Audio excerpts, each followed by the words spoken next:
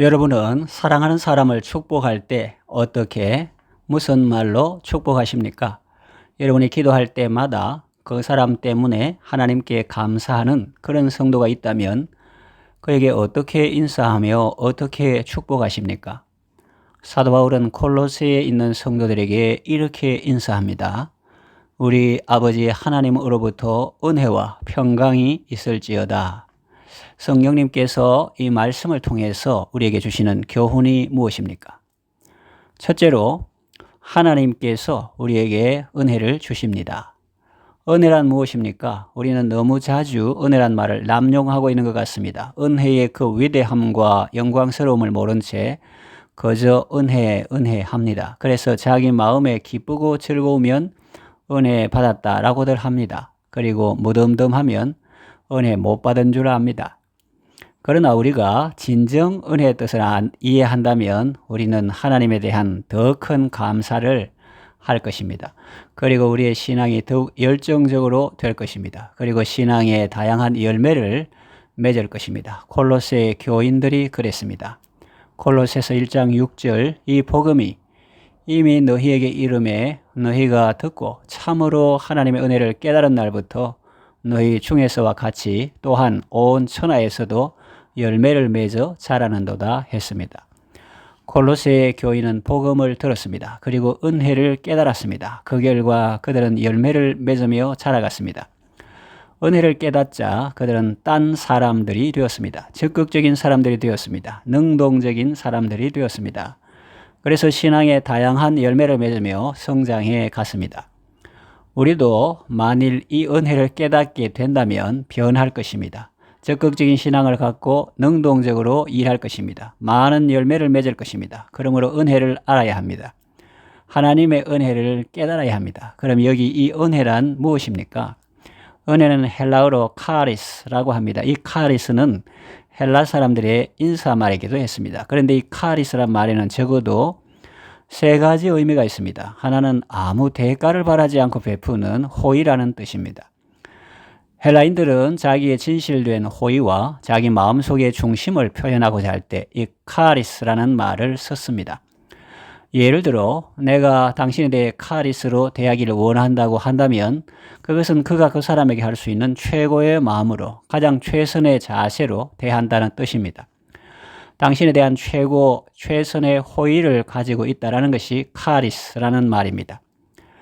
그래서 이것은 자기의 마음을 다해 호의를 베풀며 아무런 대가도 바라지 않는 것입니다. 아무것도 바라지 않고 자기의 모든 선함을 베푸는 것입니다. 이것이 은혜입니다. 그리고 또 하나는 기대하던 것과는 전혀 다른 예상치 못했던 호의를 은혜라 카리스라 합니다. 어떤 사람이 죄를 지었습니다. 그는 이제 그 죄에 대한 벌을 받을 것입니다. 그는 죽음으로써 자기의 죄값을 치러야 합니다. 그런데 그가 카리스를 얻었습니다. 그가 용서받고 새 삶을 얻었습니다. 이것이 카리스입니다. 그는 형벌을 기대했는데 용서받았습니다. 죽음을 기다렸는데 생명을 얻었습니다. 이렇게 자기가 기대한 것과는 전혀 다른, 전적으로 다른 어떤 호의를 받은 것이 카리스입니다. 그리고 다른 하나는 보는 자에게 기쁨과 즐거움을 주는 아름답고 훌륭한 행동을 카리스라 합니다. 어떤 성도는 보기만 해도 카리스가 됩니다. 그분의 신앙생활이 너무도 아름답습니다. 그래서 그분을 보면 기쁩니다. 즐겁습니다. 이것이 카리스입니다. 이렇게 보는 사람들에게 기쁨과 감동을 주는 것이 카리스입니다. 이런 사람이 은혜로운 성도입니다. 그런데 오늘 사도 바울이 말씀하는 은혜는 바로 이런 모든 의미를 포괄하는 은혜입니다. 이 모든 은혜를 하나님께서 우리에게 주십니다. 사람이 이 세상을 살아감에 있어서 하나님의 은혜가 절대적으로 필요합니다. 우리는 하나님의 은혜 없이는 한순간도 살 수 없습니다. 지난 여름 기온이 높아서 여러분 모두 수고 많으셨죠? 사람은 기온이 너무 높아도 살 수 없고 기온이 너무 낮아도 살 수 없습니다. 그래도 건강하게 잘 넘긴 것을 보면 하나님의 은혜가 크다고 아니할 수 없습니다. 하나님은 만유를 선대하시며 그 지으신 모든 것을 긍휼히 여기십니다. 그들에게 때를 따라 식물을 주십니다. 하나님은 사람과 짐승을 보호하십니다. 우리가 특별히 받은 은혜도 있습니다. 예수를 믿음으로 받은 은혜입니다. 우리가 회개할 때 하나님은 우리의 모든 죄를 다 사면해 주셨습니다. 하나님의 자녀가 되는 권세를 주셨습니다. 미움을 이길 사랑을 주셨습니다. 절망을 이길 소망을 주셨습니다. 기도 응답의 기쁨을 주셨습니다. 예수님의 이름으로 슬픔과 걱정이 물러가게 하시고 기쁨과 평안으로 충만하게 하셨습니다. 죽음 이기신 영원한 생명을 주셨습니다. 그래서 성도에게는 죽음조차 두려움의 대상이 아닙니다. 죽음은 우리를 아버지 집으로 인도하는 문지기와 같습니다.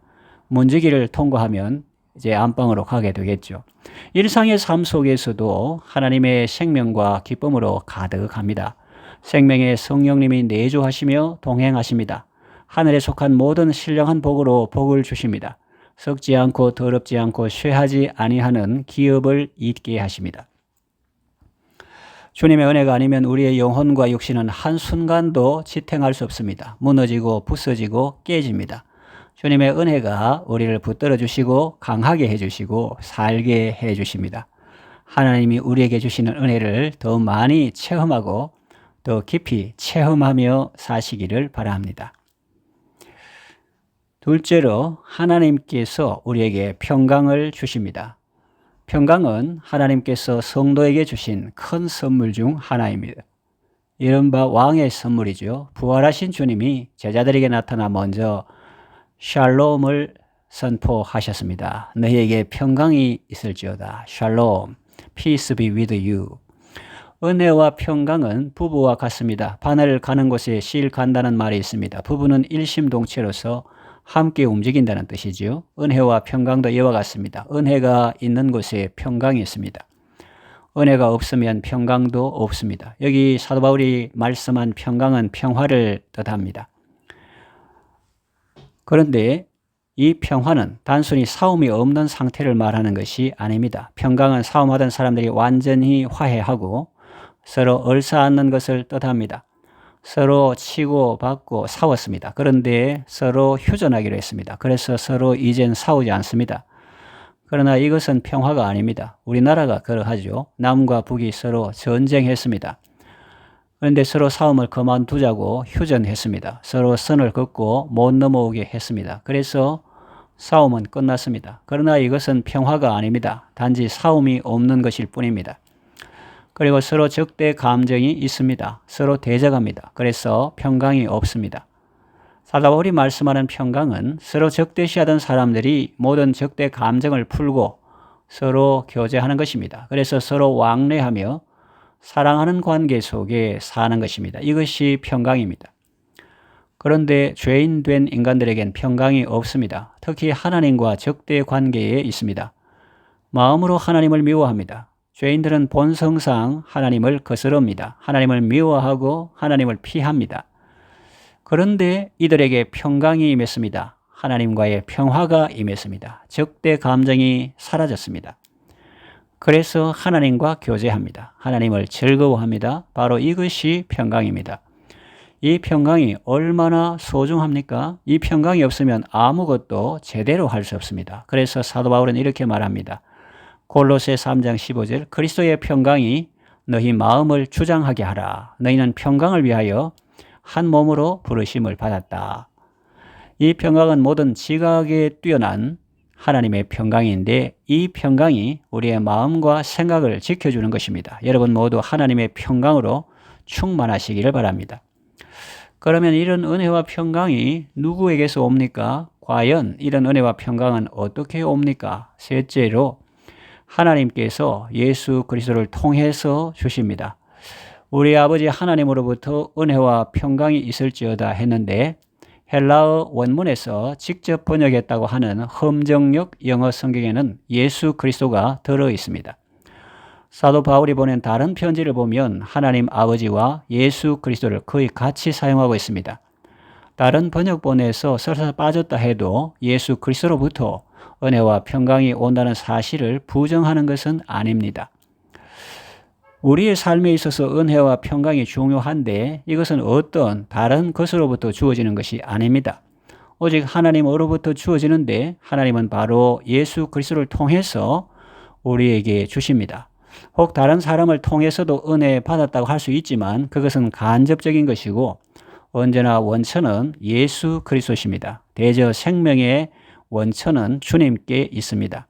그러므로 우리는 언제나 예수 그리스도와 연합된 삶을 살아야 합니다. 포도나무 가지가 나무에 붙어 있을 때 많은 열매를 맺을 수 있습니다. 우리도 예수 그리스도와 연합하고 언제나 그 말씀 안에 거하고 그 사랑 안에 거할 때 많은 은혜를 받을 수 있고 평강을 누릴 수 있습니다. 이제 말씀을 정리하며 맺으려고 합니다. 하나님께서 예수 그리스도를 통해서 우리에게 은혜와 평강을 주십니다. 이것은 세상이 알 수도 없고 세상이 줄 수도 없고 세상이 빼앗을 수도 없는 것입니다. 주께서 성도에게 주시는 선물이요 특권입니다.